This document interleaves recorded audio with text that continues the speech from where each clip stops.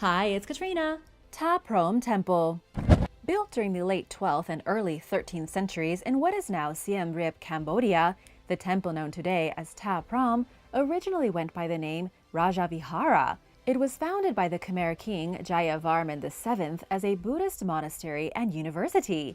At its peak, it was home to more than 12,500 people, with another 80,000 living in the surrounding region. The temple was impressively wealthy, possessing gold, pearls, silks, and other riches. It underwent numerous expansions and additions until the end of the 15th century, when the Khmer Empire fell, and it was ultimately abandoned. Ta Prohm sat alone and forgotten for centuries. When efforts to restore the temples of Angkor began in the early 2000s, it was decided that the temple would be mostly left the way it had been found.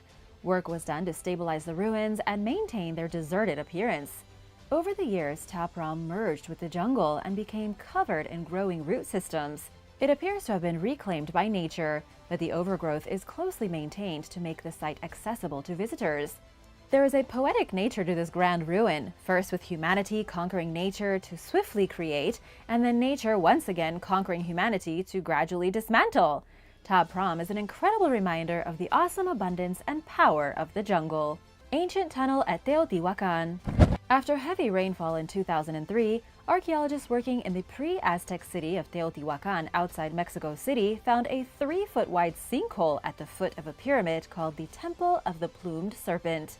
In it, archaeologists discovered what appeared to be a man-made tunnel. It had been blocked off on both ends by large boulders. The following year, a team led by archaeologist Sergio Gomez used ground-penetrating radar to scan the earth. They found that the tunnel measured 330 feet and ended at the center of the Temple of the Plumed Serpent. It was sealed off around 2,000 years ago, and it seemed like it was done with the intention of never opening it back up. The team began excavating in 2009 at the painstaking pace of just a few feet per day. They unearthed seashells, pottery, cat bones, human skin fragments, knives, objects made of amber, necklaces, figurines, wood, and more. The items were very deliberately placed and appeared to be offerings. It was clear that the tunnel was not a place for average residents of the ancient city. At the end of the tunnel was a chamber filled with jewelry and 2 sculptures facing the entrance. It resembled the type of place where a priest might go to carry out special ceremonies. Some experts believe that Teotihuacan was designed to resemble the universe. If that's the case, then perhaps the tunnel represents an underworld or a realm of the dead, and maybe the statues inside the chamber symbolize the creators of the universe. But this is just one of many different interpretations of the city, which remains shrouded in mystery to this day. Why do you think this secret tunnel was covered up 2,000 years ago? Let me know your theories in the comments below. Naurs. There's an ancient town in northern France consisting of 2 miles of tunnels and more than 300 rooms, sitting roughly 100 feet beneath a forested plain.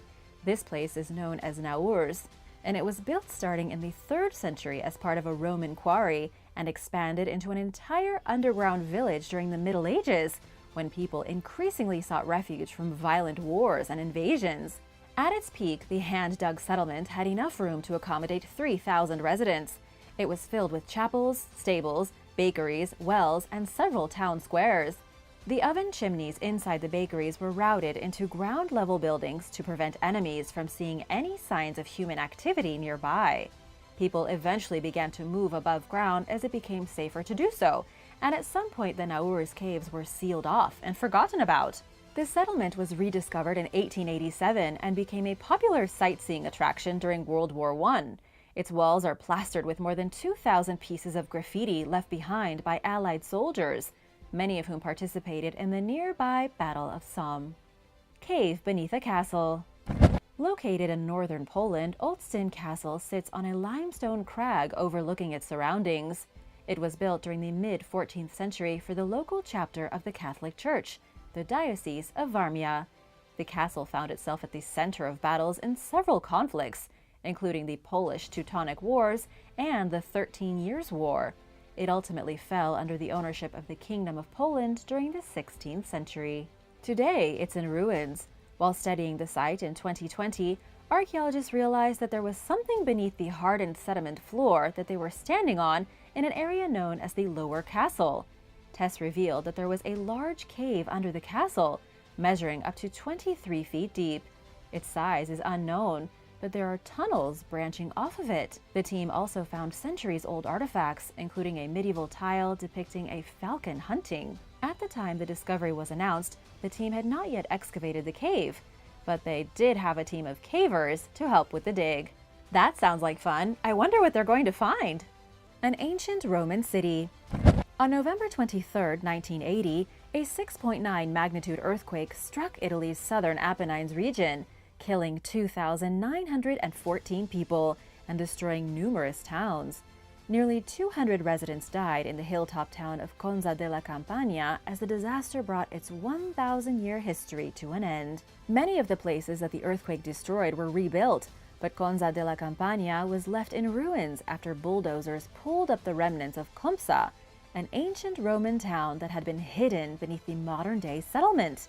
The earthquake brought numerous layers of history to ground level. Compsa was first inhabited during the 6th century BC. Over the years, it gained a reputation for being hostile toward the Romans, who eventually conquered and Romanized it by implementing a forum, an amphitheater, and baths. The town grew to resemble a miniature version of Rome, reflecting the empire's power and its ability to govern. When the earthquake struck in 1980, the forum became visible for the first time in centuries, along with the foundations of 2 temples. Residents began to build over it during the medieval period, covering it with houses and a church. Before the disaster, there were occasional signs that there might be something ancient hidden beneath them. An archaeologist who visited in 1930 spotted part of a drainage channel in someone's basement, which once bordered the forum. Some homes were built directly on top of Roman marble, which explains why the earthquake destroyed them so easily. The forum is exposed today, with the 1980 street level sitting roughly 10 feet above it. Evidence of building and rebuilding can be seen between these 2 layers, revealing damage from past earthquakes that had destroyed the town. Have you ever felt an earthquake? Where were you and what was it like? Let me know in the comments below. Just want to give a big shout out to Success Raphael and Daniel Z. Martin. We appreciate you all and thanks so much for supporting this channel. If you are new here, be sure to subscribe if you haven't already and join the Origins Explained family. Ancient Tunnel Network. There are several long-standing rumors and legends surrounding Yarntarnam Abbey, a house of the former Strata Florida Abbey in Ceredigion, Wales. One tale claims that there's a secret tunnel running from beneath the building to the Greenhouse pub. In an attempt to get to the bottom of this and other stories about the Abbey, 53-year-old Dave Standing began a landscape study of the property in 2010. He identified a water conduit that runs along the same route mentioned in one of the rumors about underground tunnels, from the nearby Greenhouse pub to the Abbey. Dave told the South Wales Argus that it would be very dangerous to explore the pathway, which is no longer maintained and contains decaying organic matter, leading to dangerously high carbon dioxide levels. Water levels inside the tunnel can change quickly when it rains, which is another reason why it's risky to go inside it. Most of the legends surrounding Great Britain's abbeys center around hidden tunnels, but most are actually water conduits similar to what Standing discovered beneath the abbey. Would you explore these dangerous tunnels? Let me know in the comments below. Mass graves and concentration camps. Many Holocaust victims were never taken to concentration camps, but were instead shot dead near their homes and buried in mass graves. Witness accounts describe how the Nazis rounded up groups of victims ranging from a few to several thousand people. They made everyone undress and then shot them to death near an open pit. This happened in numerous places, including what are now the countries of Belarus, Estonia, Latvia, Lithuania, Moldova, Russia, and Ukraine. In recent years, researchers have started searching and marking these execution sites and mass unmarked burials, relying largely on witness testimony. The search organization Yacht in Unum has identified over 1,900 sites, which are documented online on an interactive map. But witnesses aren't always available to help. After all, the Holocaust ended 77 years ago, and more survivors are passing away from old age. Plus, Jewish law forbids digging up graves, further complicating the search. Finding former concentration camps has also proven difficult, since the Nazis razed them before fleeing. Nature reclaimed the sites over time, further concealing the atrocities that happened in them. Remote sensing technology has helped lead to the rediscovery of some of these properties, including a work and extermination camp near Treblinka, Poland. Over 912,000 people were murdered there before the Nazis abandoned the site in 1943. Before they left, they destroyed all the structures, including the gas chambers and crematorium. Vegetation grew, obscuring any remaining evidence of the camp. Using sophisticated remote sensing, sonar, and other non-invasive techniques, researchers pinpointed specific places to excavate. Since 2010, they have found unmarked graves, as well as bunkers, a kitchen, a latrine, and terracotta floor tiles that were used in the gas chambers. Archaeologists have also found the Sobibor extermination camp in Poland, where more than 250,000 people were killed. After destroying the buildings in 1943, the Nazis planted pine trees over the site. The team located the crematorium and unearthed many of the prisoners' personal belongings. They also discovered an unfinished tunnel that prisoners had started digging in a desperate bid to escape death. For the researchers, new technology had proved invaluable in learning more about these horrific places without having to always disturb them. Stockport Village. Nestled behind a row of shops in the English town of Stockport, the derelict shopping center known as Stockport Village has been closed to the public for 15 years, which doesn't really seem like a long time. But many people are totally unaware that it even exists, while others have simply forgotten about it. The complex houses the remnants of the UK's first cannabis cafe, which was opened in 2001. Police raided it that very day, but its popularity spoke, and the cafe remained in business until it was raided again in 2007. Today it sits in disarray and conveniently hidden from plain sight. The place also consists of a shuttered bridal shop, gift shop, and a huge 4-story gym called Outline. Nobody seems to remember when it closed, but it was set on fire in 2009 and fell even further into disrepair. The buildings are considered beyond saving, and there are numerous proposals in the works for demolishing them and repurposing the property, meaning that Stockport Village may disappear before some people even knew it was there. Ancient altar. There is a stone slab pressed into a back wall in Jerusalem's Church of the Holy Sepulchre, which contains etchings made by pilgrims who visited the site over many years. During recent renovations, the other side of the 8 by 5 foot stone was exposed for the first time in centuries. The long-hidden part of the slab revealed looping ornaments. It was once inlaid with pieces of fine marble and glass, according to archaeologist Amit Raem, who spoke with the Jerusalem Post.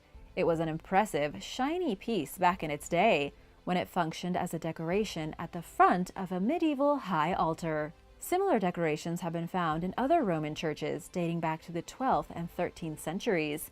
The team believes that the newly discovered altarpiece dates back to 1149, and it was used by Catholic clergy. After the Crusaders left Jerusalem, it was used by the Greek Orthodox Church. It was cast aside and forgotten about after being damaged in a fire in 1808. The Church of the Holy Sepulchre is considered among Christians to be the site of Jesus Christ's crucifixion and burial. It's one of Christianity's holiest sites and has long been a major pilgrimage destination for devout worshippers. The decorated altar slab is just one example of how the church's appearance has changed over the centuries. Secret rooms under the Western Wall.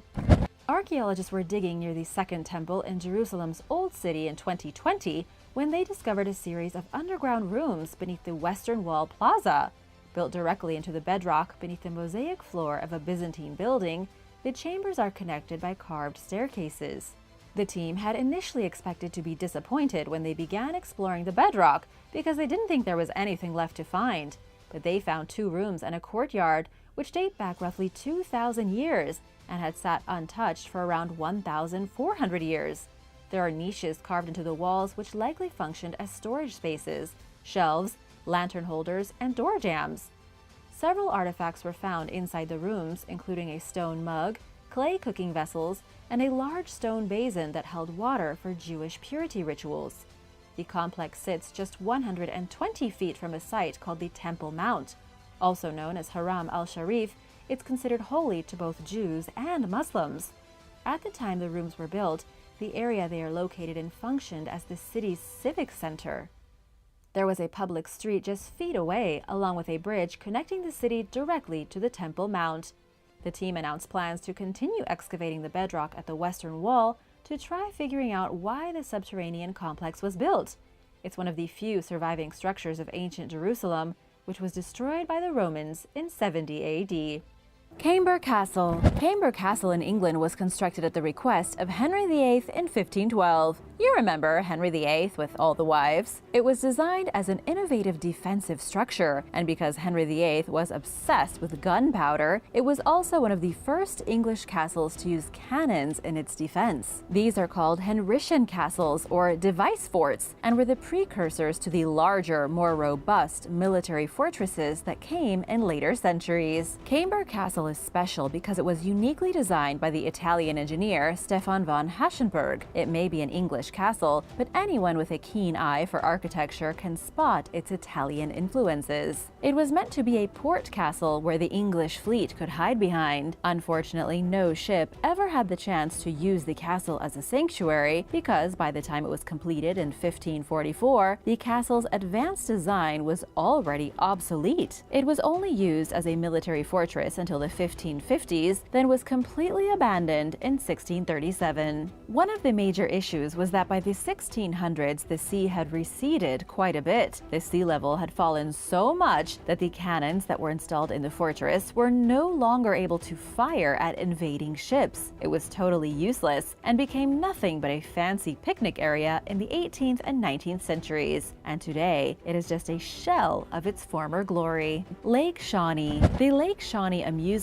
park is a place of great terror, an abandoned theme park with a daunting past. In fact, the story of the park goes all the way back to the 18th century. A man named Mitchell Clay brought his family to West Virginia in the late 1700s. Disaster struck in 1783 when a Native American tribe killed 2 of his children, even burning one at the stake. The farmer retaliated with help from the other settlers, and they tracked down the Native Americans and massacred them all. Fast forward to 1920, someone got the bright idea to build a theme park on this same piece of property. The park was up and running by 1929, complete with children's swings, a water slide, a dance hall for teenagers, and a speakeasy for the adults. There was even a pond and a swimming hole, and you could rent a canoe for the day and paddle around. But the terror never ended. A little girl died on one of the swings, a boy drowned in the pond, and by 1966, half a dozen visitors had been killed in mysterious accidents. The attraction was abandoned, and it's still abandoned to this very day. People only found out in the 1980s that the park was built over the remains of a Native American burial ground, but that might explain why the place seemed to be cursed. Cultist Voodoo Temple. Evidence of sinister activity was recently discovered by a couple of workers that were cleaning the inside of an abandoned Colorado tool shed. The shed was filled with human remains, skeleton masks, broken animal horns, and other items that seemed to suggest it had been used as a voodoo temple for practitioners of the occult. This disturbing sight was made by the cleaners who were sent in to prepare the deserted property to be sold. The widow who lived there had moved out several months ago, and so the land was being put up for sale. And even though the woman had been living there, she hadn't stepped foot inside the tool shed for over 15 years since her husband left her and moved to Panama. She had no idea what was going on in there, but apparently it was being used by some kind of cult. The cleaners discovered a machete, a mysterious scepter, a disgusting brown wig, some antlers, and a mannequin dressed in purple robes, but it was the human remains that made them call the police. Officers uncovered parts of a human skull and some leg bones, all of which belonged to an unidentified man. Last we heard, no one has any real knowledge of what kind of ominous activity took place here, but judging by everything that's been found, the shed had been turned into the scene of some kind of ritual slaughter. Either that, or the human bones had been purchased on the internet to be used in a voodoo ritual. Grain Tower. Grain Tower was built in the 19th century as a gun tower to protect the dockyards of Sheerness and Chatham. These dockyards can be found in Kent in the United Kingdom. The full name of this abandoned place is the Grain Tower Battery, constructed on the shores of the River Thames after the brutal Napoleonic Wars. At this particular spot, there is no way to move up the river without passing by the tower. This made it a great strategic defensive point, just in case the French tried to send their ships along the English coast to attack the shipbuilding yards. But it never really ended up being used for much. It was built on a tidal sandbank, meaning it was only accessible during low tide by walking along the exposed causeway. Because of its weird position and the severe weather here, construction took nearly 10 years. And when it was finally completed, it was way over budget. The tower consisted of 3 stories, stood 42 feet tall, with its walls over 12 feet thick. It was intended to be a barracks for the soldiers, with about 20 men inside watching over the river. But like so many things that were built in the 19th century, it was out of date soon after completion. A new type of gun had just come into existence, rendering all the guns installed inside the tower useless. There was talk to modernize the tower, but it would have cost too much money, so it was abandoned until 1915, when new guns were installed to deal with German torpedo boats. It became important again in World War II, but after the last war it was decommissioned. By 1956, it was a forgotten ruin. The cursed super yacht.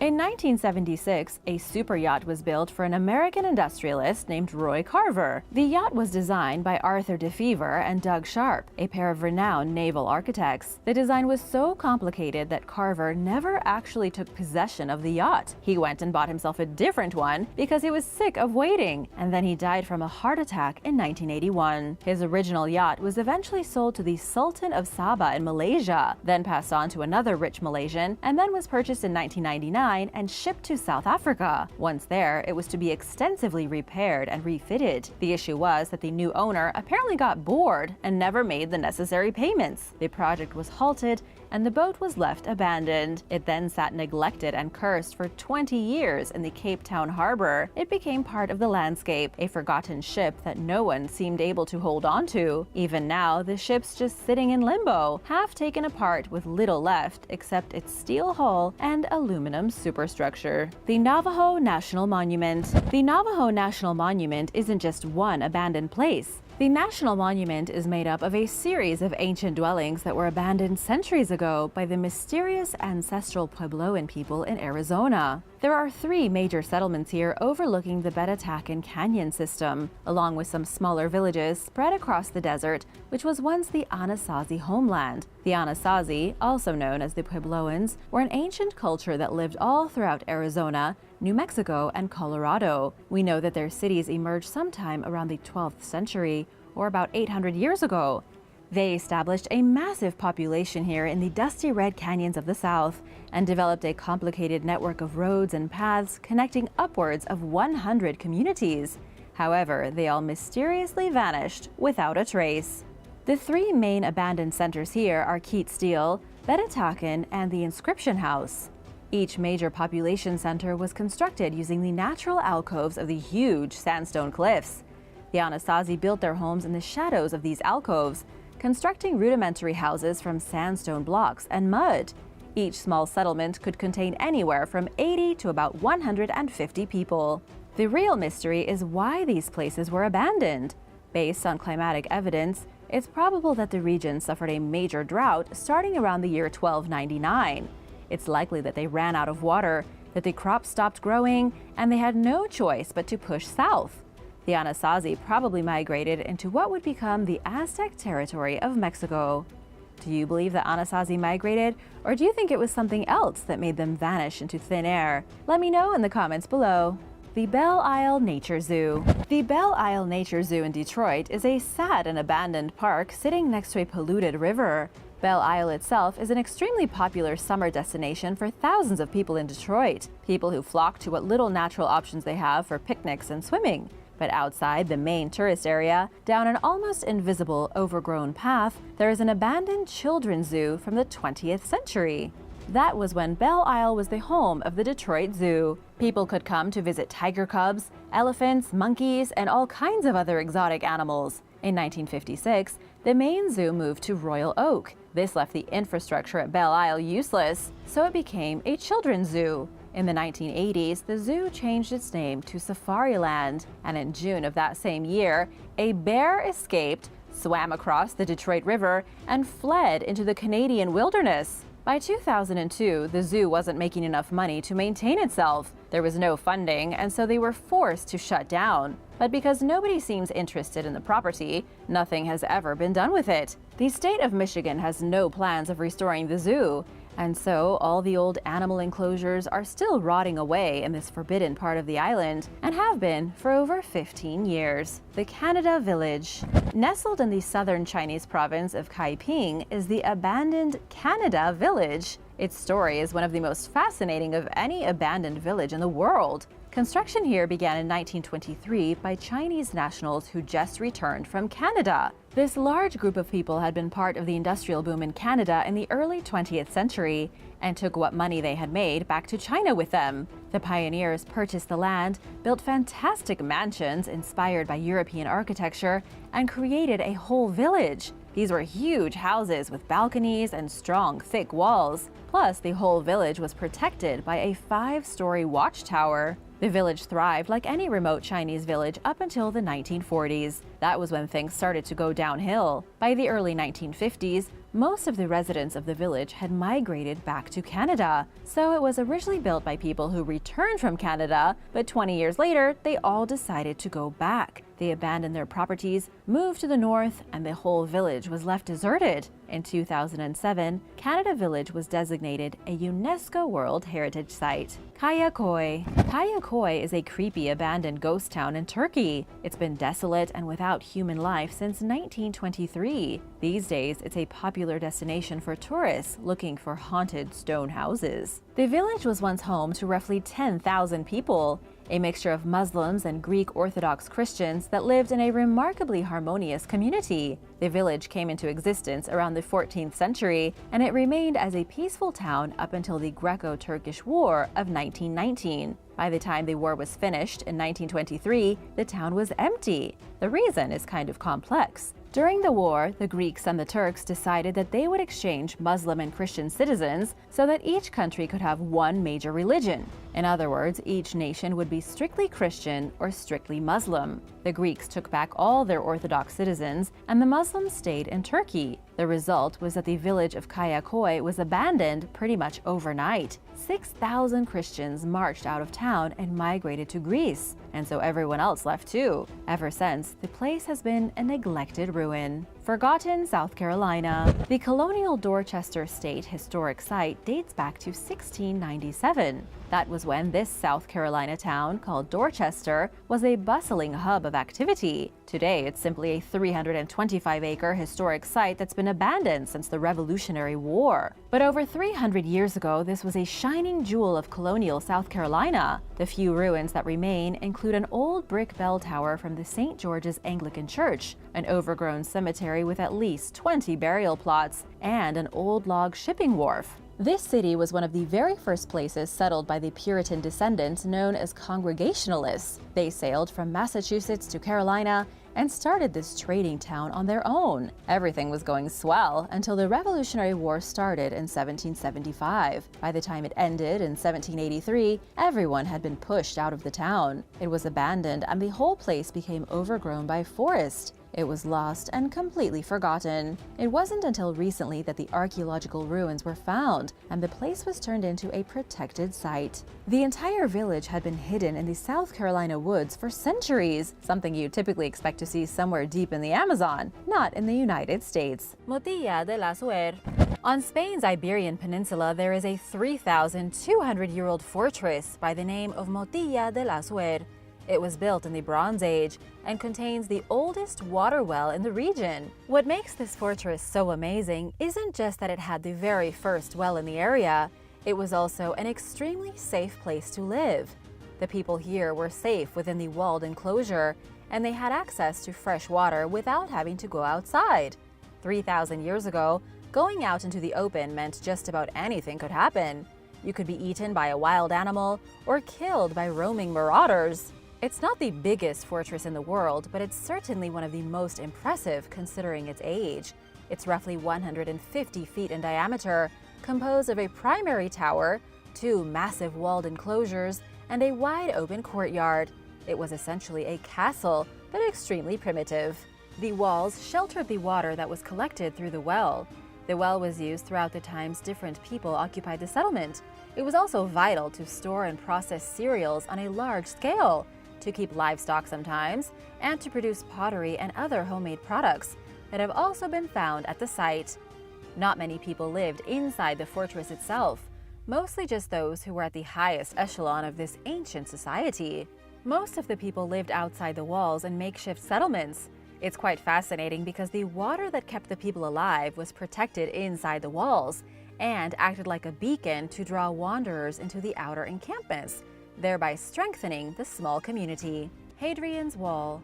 Hadrian's Wall was commissioned by Roman Emperor Hadrian 1,900 years ago. The emperor was born in Spain and had the privilege of coming into power when Rome was at her mightiest. He traveled all the way to the edge of the Roman Empire to Britannia, which is now modern Britain, and there, in the hills of what would one day be England, he decided to build a fairly useless military fortification, something that would be more symbolic than practical. Hadrian's Wall spanned 73 miles. It was built from west to east, cutting the United Kingdom almost in half. Construction began in the year 122 AD, and it was used as a barrier marking the farthest extent of the Roman Empire. It was equipped with gates, customs posts, and defensive military barracks. There were also fortified towers erected about every third of a mile. The wall itself stood an estimated 12 feet tall, making it a pretty imposing structure. It was all Hadrian's idea to create a wall to keep the Roman Empire intact. His idea was that building a wall and creating a barrier would prove the power of the empire and somehow legitimize its boundaries. The only thing beyond the wall was Caledonia in the north, yet unconquered by the Romans. The Romans tried multiple times, even after the wall was erected, to conquer Caledonia and failed every single time. The wall just kind of ended up being the final line of scrimmage, which the Romans never managed to push very far beyond. Eventually, the wall was no longer needed and was abandoned. It was then partially dismantled and used in the 18th century for building roads. Nobody cared much about it until preserving history became important in the 20th century. Almost 2,000 years later, parts of the earliest masonry are still in unusually good condition. And with the area set to collect almost $40 million in government and charity funding this year for better passage links and a visitor center, Hadrian's defenses will soon be showcased better than ever before. The Tafresh Underground Cave. The Tafresh Underground Cave was a stroke of genius and a way for the local people of Iran to hide from those who would cause them harm. This particular cave is located underneath the city of Tafresh in Markazi province. It was discovered by accident a few years ago during a construction operation, with workers breaking into a mysterious cavern carved in the side of a mountain. After a lot of excavating and archaeological research, we now know this underground city served as a shelter in the 13th century. All across Iran, Turkey, and other nations in this part of the world, there are underground cities. It's because their world was always at war, and the people who lived in small villages and settlements were always the victims of indiscriminate violence. When the Mongol hordes invaded Persia in the early 13th century, they committed widespread atrocities, massacring humans and burning cities as they went. So many people started building their towns underground. They started off small, digging tunnels where families could hide when the invaders came. But as these tunnels grew, they became flourishing underground communities. And while these dank and dark tunnels may look spooky and ominous, they were safe, cool, and secure to the Persians who once occupied them. The homemade cave was created to shelter the people of the cities from ecological calamities and the risk of enemy attacks. Their unique feature is that they were made without the use of any imitation materials, and only with the aid of hand tools. Many of these caves and tunnels have yet to be explored. Medieval castles. The medieval castle was the epitome of security. It didn't get any safer than being inside a massive stone fortress with ramparts, towers, a moat, and no way to get inside but a drawbridge. Castles in the medieval era were designed to be as defensive as possible. Not only were they designed to protect the people inside against invaders, but also to hold up in times of siege. Because in the medieval days, you didn't just storm a castle with an army, you camped outside its walls and waited until they starved to death. It was around the 13th century that medieval castles really came into their own, and there is no better example of that than the Caerphilly Castle in Wales, a medieval fortification erected by Gilbert de Clare. Historian Alan Brown called it the most elaborate defense in all of Britain. It sits on 30 acres and it's the biggest castle in Wales. It implemented a very new and remarkably brilliant form of defense. It was called a concentric castle, meaning it was a castle inside of a castle. It had 2 layers of curtain walls, so the enemy couldn't simply bash through one wall and climb inside. There was an inner wall wrapped around the central castle, creating a gaping no-man's land between the core castle and its outer defense. Attackers had to bash through stone that was over 6 feet thick, only to find themselves trapped inside an open area with even bigger walls directly in front. Battering rams and missiles were useless, while archers inside could pretty much wipe out any attacking army. The Sparta Strategy. The Spartans first settled in southeastern Peloponnese in the 9th century BC. Within 200 years, they had conquered the surrounding population in the Pamissos Valley and subjugated them. The Spartans came, conquered, and forced the people whose lands they stole to work for them as serfs called helots. The people who lived along the Pamissos were called Messenians, and they considered themselves to basically be slaves. There was another group along the Eurotas Valley as well, and the Spartans had both of them working as a type of subclass. These 2 groups grew the Spartans' food, did their chores, and allowed them to focus on being brutal warriors. In the 5th century, when the Persian Wars began, the servant populations outnumbered the actual citizens of Sparta, people considered to be true-blooded Spartans, by roughly 7 to 1. Policing these people was a huge headache for the Spartans, but it afforded them great luxury. Without anyone in their population having to do any real work, they were able to focus on the things they liked doing: making music, creating art, exercising, dancing, drinking, joking, and raising their children, thoroughly indoctrinating them to the Spartan way of life. If you're wondering what this has to do with ancient security strategies, it was arguably the greatest strategy the Spartans could have come up with for enhancing themselves. They cordoned off an entire part of Greece, enslaved the local population, and then lived luxurious lives. Their lives were better than pretty much any other population of people at that time, and this was what allowed them to flourish. The Spartans probably would have gone on living lives of luxury for centuries if they hadn't been wiped out by the Persians. The Amorite Wall of Sumer. The Amorite Wall, or the Wall of Amurru, was built in the 3rd year of Shu-Sin's reign over the ancient kingdom of Sumer. This was around the year 2034 BC. He was the king of Ur, ruler of the 4 regions of Sumer. There was Sumer and Akkad, Elam, Subartu, and Amurru. But the people of Amurru, known as the Amorites, were always causing trouble and revolting. So the ruler of Sumer built a wall to keep them away. But the wall didn't work. It was supposed to be an impressive military barricade against the Amorites, but they rapidly established themselves as a great power and decided to wage war against the rest of Mesopotamia. The wall was expanded to 155 miles to keep the Amorites out of Sumer. And while this seemed like a good idea, it backfired. The wall was too long, there weren't enough people to properly maintain it, and there was nothing at either end of the wall to keep the Amorites from just walking around it. In the end, that was exactly what the Amorites did, and the entire region of Mesopotamia was thrown into bloody war and turmoil. What began as the first border wall in history ended in a major defeat for the Sumerians. Bodin Castle. Bodin Castle has been called the perfect English castle. It has square battlements, secured at each corner with round drum towers, and wrapped in an almost impenetrable moat. This fantastic castle was built starting in 1385, but nobody is exactly sure why.